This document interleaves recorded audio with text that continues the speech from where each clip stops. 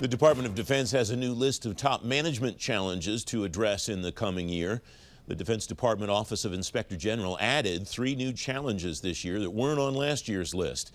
Leo FitzHarris is Assistant Inspector General for Strategic Planning and Performance in the Office of the Inspector General at the Department of Defense. Leo, welcome back. Thanks for coming on the program. How has this year's list changed from last year's list? Well, good morning and thank you for having me on.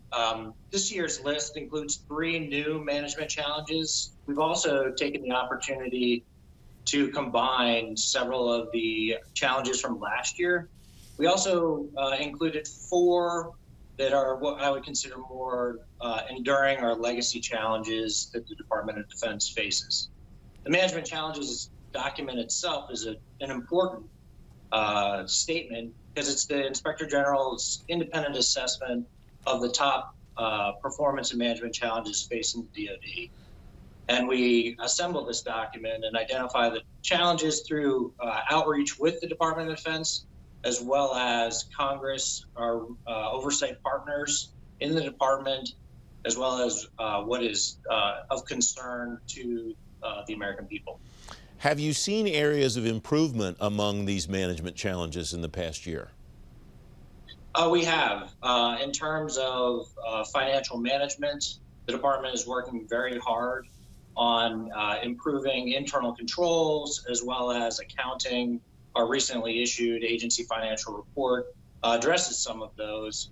And in each one of the challenges, we talk a little bit about what the department is actually doing to implement policy, make structural changes to address each of the challenges.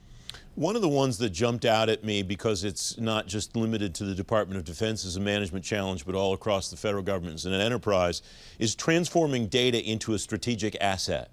The department as an enterprise and each of the branches has devoted now personnel specifically named, tasked with being responsible for data. What's your sense of how that is working to deliver on the department's mission by using data? Well, I definitely know that it is a known challenge to the Department of Defense. There is quintillions of bytes of information that are generated on a daily basis. And it's the department's priority to make sure that the information that they're collecting is secured, analyzed, and provided to decision makers in a timely fashion. They're also working under the federal plan and aligning actions about related to the storage, as well as, and we describe it in terms of the volume of data, the velocity of data that's coming in, the variety of data, and then lastly, the veracity of data, meaning what's our level of confidence in the data.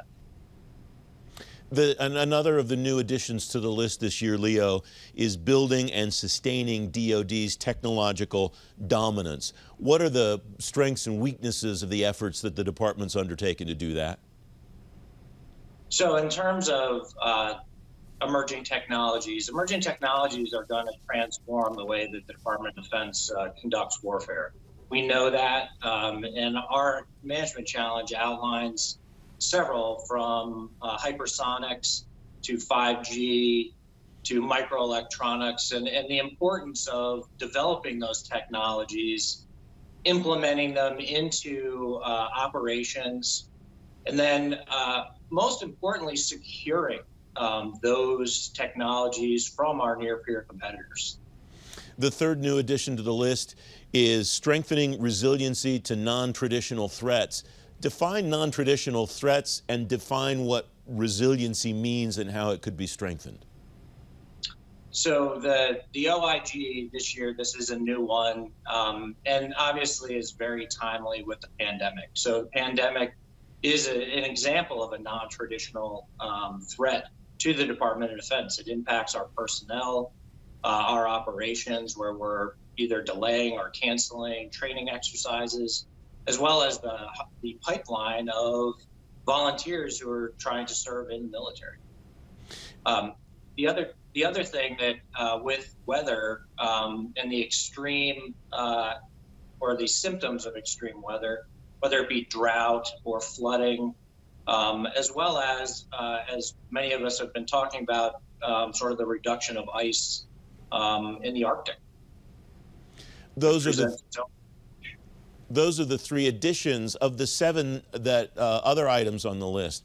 Are there any that have gotten significantly better or worse in the past year, Leo, or are we kind of in a holding maintenance pattern? So I think the department, obviously some of these, the 4 that I previously mentioned, challenges are enduring. The department has worked very hard on the agency financial statements. They utilizing the compendium of open recommendations that we produce every July.